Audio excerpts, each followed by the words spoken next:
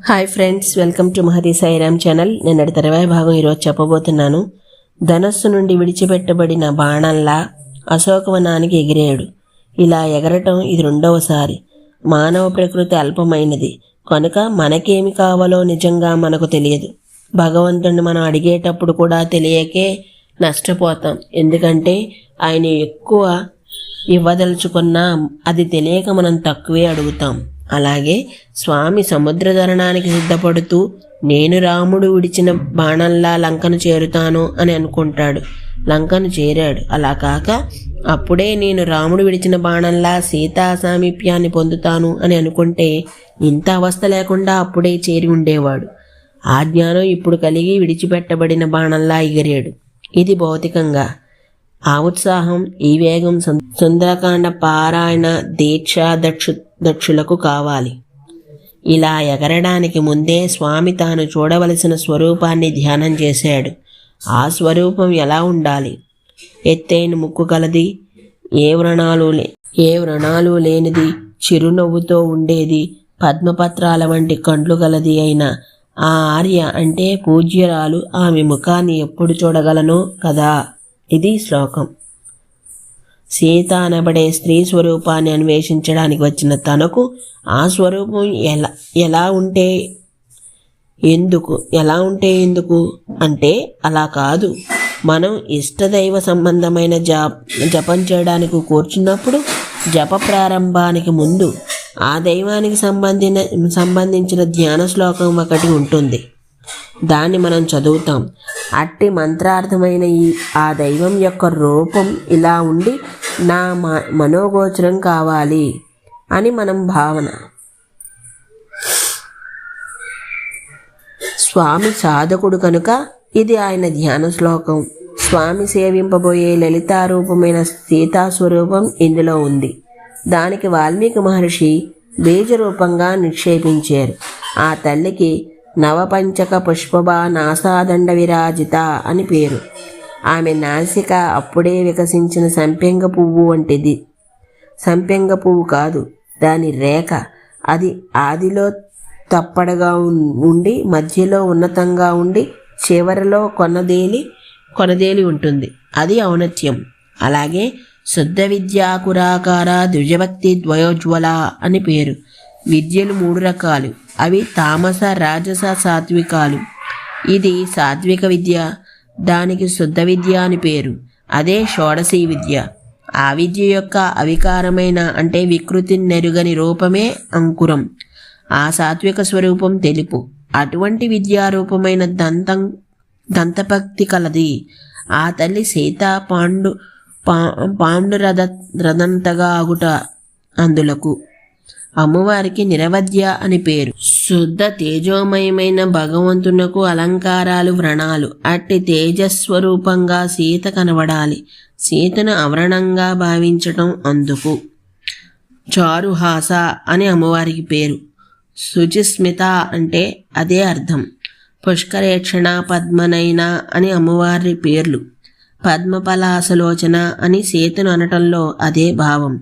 ఆర్య అని అమ్మవారి నామము. ఇక్కడ సీతను గురించి ఆ మాటే అన్నారు. అటువంటి తల్లి కథనునే మే దృష్టి మధ్యే సచానుభవేత్. నా దృష్టి పదంలో ఎప్పుడు పడుతుందో కదా అనుకుంటాడు. స్వామి ఈ విధంగా భావించే న్యముక్త ఇవనాచారాహ పుప్లివే వృక్షవాటికాం.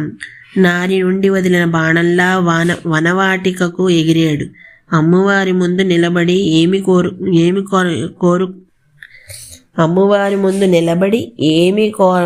కోరుకొనకు.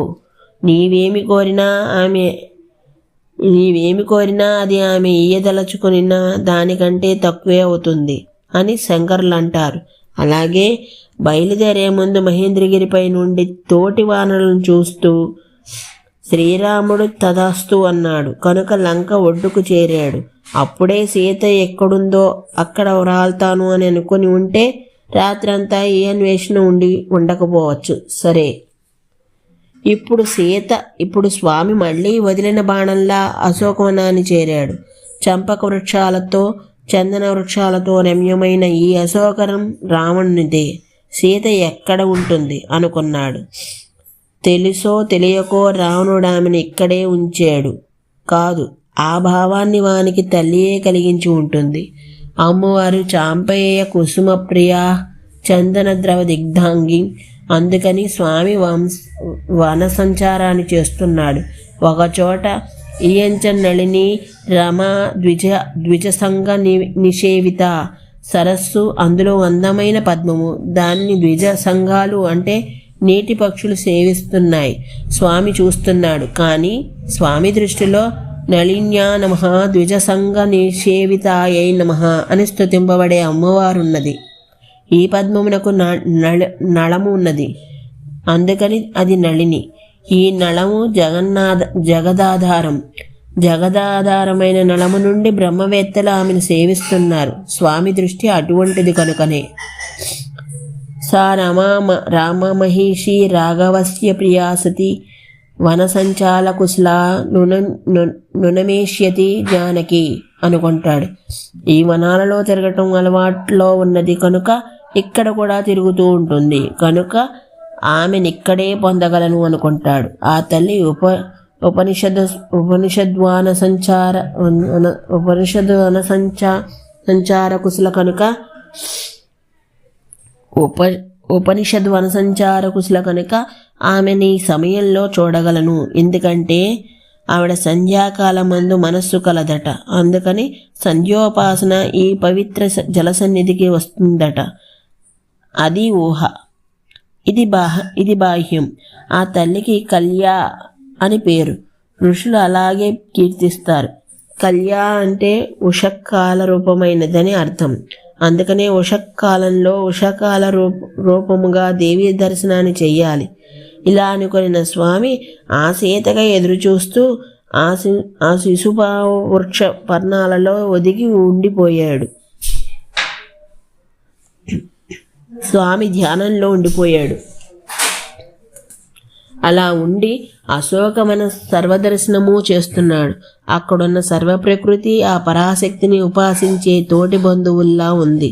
మహర్షి శ్లోకాలన్నీ ఆంతర్యాన్నే చెబుతాయి.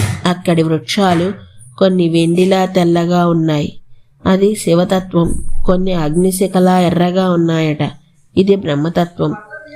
కొన్ని నీలాంజనాల్లా నల్లగా ఉన్నాయట, ఇది విష్ణుతత్వం. ఇది త్రిమూర్తులు ఆమెకై నిరీక్షిస్తున్నారన్నమాట. పైగా ఇది సంధ్యాతత్వంగా చెప్పిన మాట. చివరి నుండి పైకి వెడితే బ్రహ్మచారి సంధ్యావందన క్రమం అవుతుంది. అంతేకాదు, నందనవనంలా ఉంది, చైత్రరథంలా ఉంది, ఇంద్ర కుబేర స్వరూపంగా ఉంది. వీళ్ళిద్దరూ శ్రీవిద్యోపాసకులు, లలితాభక్తులు. అంతెందుకు, పుష్పరత్న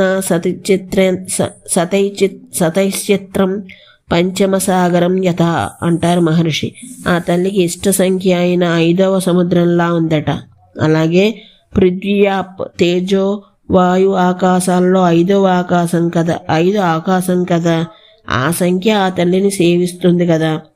పూలతో నిండిన ఆస్తన ద్వితీయామివాచ ఆకాశం పుష్పజ్యోతిర్గణాయతం 2వ ఆకాశంలా ఉందట. అందువలన సర్వప్రకృతి ఆ తల్లి రూపంగా, ఆమె సాధకుల రూపంగా స్వామికి కనిపిస్తున్నది. ఇటువంటి సాధనలో ఆంజనేయ స్వామికి సీతాదర్శనమైంది. చూశాడు. బాహ్యంగా ఆ స్వరూపం మలిన వస్త్రంతో కప్పబడింది, రాక్షస స్త్రీలచే ఆవృతమై ఉంది, ఉపవాసకృతమై ఉంది, దీనత్వంతో మాటి మాటికి నిట్టూర్పులను విడుస్తూ ఉంది. ఇలా ఉన్నది అన్న మాటకు రావణునకు ఇంత మాత్రమే కనబడినది. ఇది అవిద్యా స్వరూపం. స్వామికి కనబడేది మరొక స్వరూపం, అది మాయాస్వరూపం. ఇప్పుడు ఆలోచిస్తే స్వామికి శుక్లపక్షాది యందున్న చంద్రరేఖలా స్వచ్ఛంగానే కనిపిస్తున్నది. అమలిన సంహితము భూఛాయ అన్నమాట.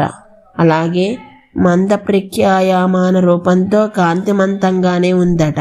అంటే మందప్రఖ్య అంటే దక్షిణాయనం. అది శుభవేళ. దేనికి? ఉపాసనకు. అందుకని కాంతిమంతము. కానీ రాక్షస స్త్రీలచే సమావృతము. రాక్షసులకు దక్షిణాయన కాలం ఇష్టం కనుక పొగలచే కప్పబడిన అగ్నిశిఖలా ఉందట. పొగ మంట నుండే పుట్టింది. మంటకు అంటదు, ఎగిరిపోతుంది, శిఖ అయి నిలుస్తుంది. అవిద్య అట్టిది. ఆమె అగ్నిశిఖ. ఆమె నిత్య తపస్విని. అందుకని పరిమ్లాన ఈ గ్లాని రామ సంయోగం వలన పొందుతుంది. అప్పుడు నిత్య పుష్ట అవుతుంది. అంగారకుని చేత పీడింపబడుతున్న రోహిణిలా ఉన్నదట. అంగములంటే ఇంద్రియాలు. వాటిని పీడించి కామాదుల వైపు నడిపించేవాడు అంగారకుడు. అంగముల యందు వ్యాపించి వాటికి తేజస్సును కలిగించేది రోహిణి. అందుకని ఇద్దరకు విరోధము. ఈరోజుకి ఇక్కడితో ఆపుతున్నాను. మిగతాది రేపు చెప్తాను. అంతవరకు ధన్యవాదాలు.